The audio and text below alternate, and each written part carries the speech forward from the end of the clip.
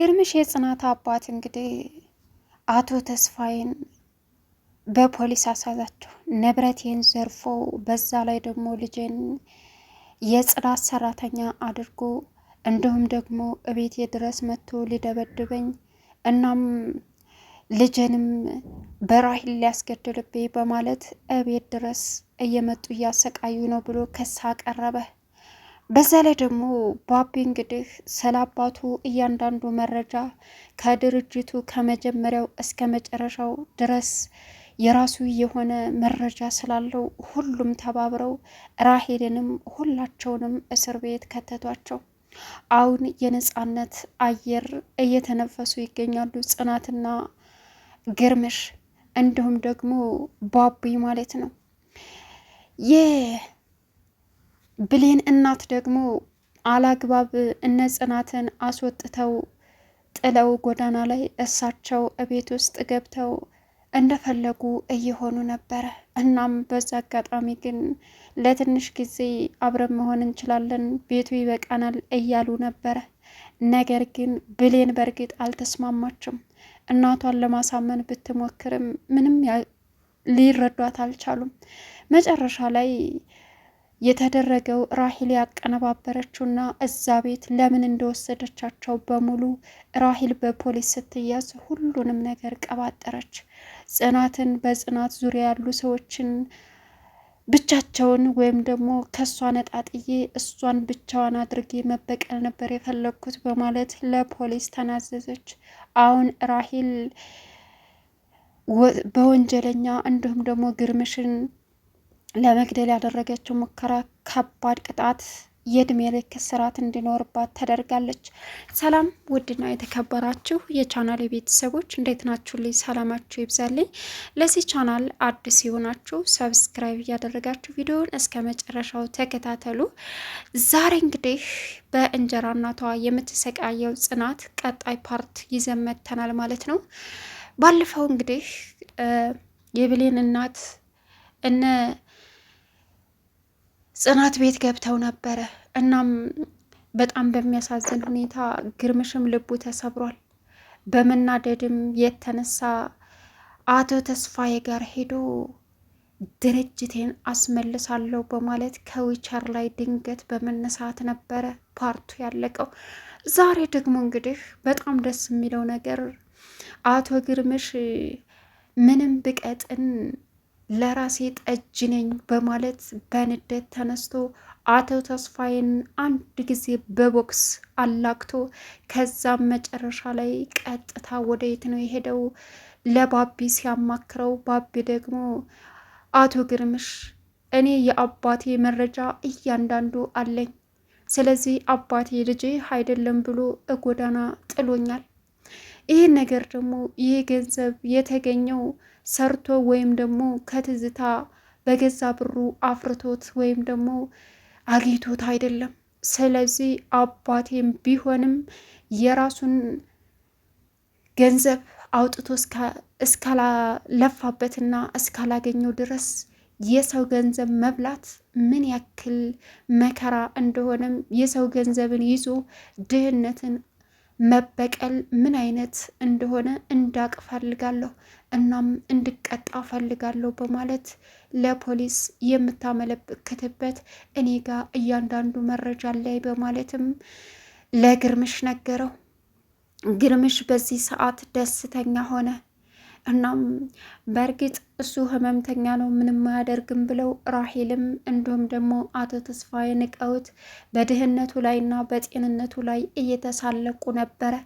ያ የሚሳለቁበት ግርምሽ የጽኑ አባት ለልጅ ስል መጠንከር አለብኝ ብሎ ራሱን አሳምኖ ከዊቸር ላይ ተነስቶ እንግዲህ የገዛ ንብረቱንና ክብሩን አስከብሮ ይገኛል። እንደዚህ አይነት ሰዎች አንዳንድ ጊዜ አይደለም እስር ቤት ይቅርና ሌላም ቢደረጉ 40 ቢገረፉ የሚቆጭ አይደለም። ራሄል እያንዳንዱ ሂደቷ ለምንድን ነው? ራሄል እንግዲህ የምታደርገው ነገር ምንድን ነው? ይሄ ሁሉ ያደረገችው ጽናትን ባዶዋን ብቻዋን አስቀርታ ለመበቀል ለማሰቃየት ነው። ግን ደግሞ ልብ ንጹሕ ከሆነ የሰው ልጅ የፈለገውን ነገር ቢያስብ በፍጹም ሊቸገር ወይም ደግሞ ሊወድቅ አይችልም። ጽናትን በእርግጥ ባቢ ከጎኗ ስላለ እጅግ በጣም ከምንም በላይ ደስተኛ ናት። እናም ብዙ መከራዎችን እያስተናገደች ትገኛለች።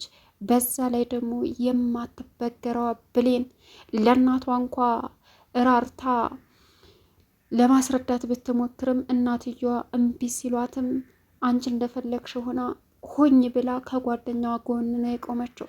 ስለዚህ ሁሉም በመተባበር አቶ ተስፋዬንና ራሄልን የስራቸውን ውጤት እንዳገኙም አድርገዋል። በእርግጥ ራሄል አሁንም አላቆመችም ነበረ። እስቲል ፖሊስ ቁጥጥር ስር እስከምትውል ድረስ አሁንም ለጥናት ያላት ጥላቻ ከባድ ነበረ። መጀመሪያ ላይ መጥሪያ ሲሰጣት ከፖሊስ አላቅም፣ እኔ ምንም አውቀው ነገር የለም፣ ማነው ወንድ፣ የምን አባቱ ፖሊስ ነው እያለች ስትቀባጥር ነበረ። የምን አባቱ ፖሊስ አለመሆኑን ግን በትክክል አስረዳትና አሁን እስር ቤት ተወርውራ ትገኛለች። ጽናት ጠንካራ ሴትና ጀግና ልጅ ናት፣ የልጅ አዋቂ። በዛ ላይ ደግሞ ባቢ ለእውነት የቆመ ምን አባቴ ቢሆንም እውነትን ደብቄ ውሸትን አንግሼ አባቴ በሰው ገንዘብ ላይ ሰው በለፋበት በሰው ደም ላይ እንዲጫወትና እንደፈለገ እንዲሆንም ድህነትን ያለ አግባብ እንዲበቀልም አልፈልግም። ስለዚህ ይህን ገንዘብ ስላገኘ ማመስገን ሲኖርበት ድሃዎችን እያንቋሸሸ በተለይ ጽናትን አሰቃይቶና ብዙ እውቀት ያላትን ልጅ የጽዳት ሰራተኛ አድርጓል። ስለዚህ መቅመስ ማወቅ አለበት በማለት ባቢ አሁን አባቱን አሳልፎ ለእስር ቤት ሰጠ። ይገባቸዋል። ግን መጀመሪያ ላይ አቶ ግርምሽ ለሁላችንም አስደንግጦናል።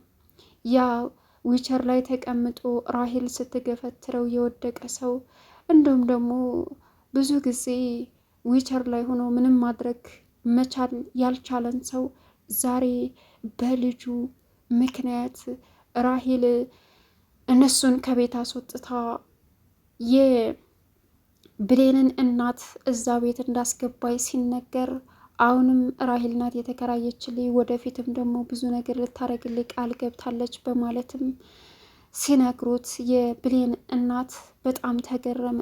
ሲቀጥል ደግሞ ብሌን ግን በጣም የምትደነቅና የጓደኝነትን ጥግ የምታስተምር ጀግና ሴት ናት። ጓደኝነት ማለት ምን አይነት እንደሆነ በእርግጥ ራሄል በመካከላቸው ክፍተት ለመፍጠር ደካማ ጎኗን ድህነቷን ተጠቅማ ብዙ ጥረት አድርጋለች። ግን ቢሆንም ጽናትና ብሌን ልባቸው ስለሚዋደድ ምንም አለያቸውም። ቅሬታቸውን በንግግር እየፈቱ ጥላታቸውን እያሸነፉ ይገኛሉ።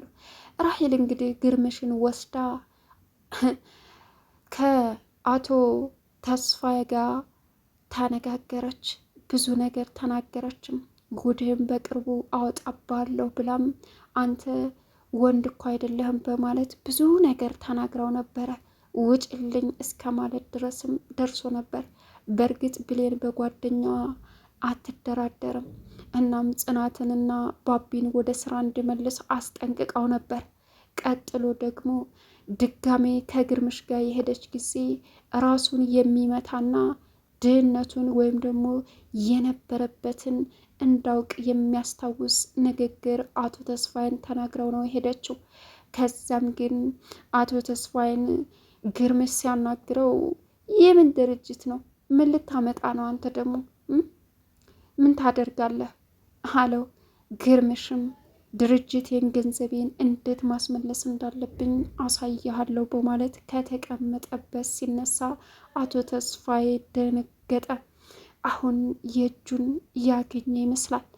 እና እንግዲህ አንዳንድ ጊዜ እኛ ብቻ ነን አዋቂ፣ እኛ ብቻ ነን አሸናፊ ብለን ብዙ ነገር የምናወራና ብዙ አላግባብ መጥፎ ስራዎችን የምንሰራ ሰዎች የእጃችንን የምናገኝበት ቀን ቢርቅም አንድ ቀን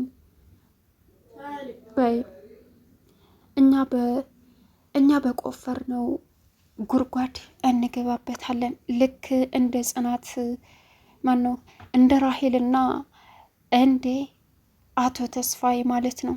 ግን ደግሞ ባቢ ከምንም በላይ አስደንቆኛል።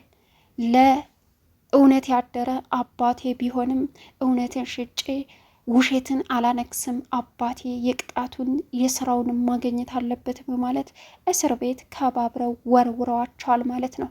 አሁን ሁሉም እንዳለ የግርምሽ ቤተሰብ በነፃነት መተንፈስ ጀምሯል። ቻናሉን ሰብስክራይብ እያደረጋችሁ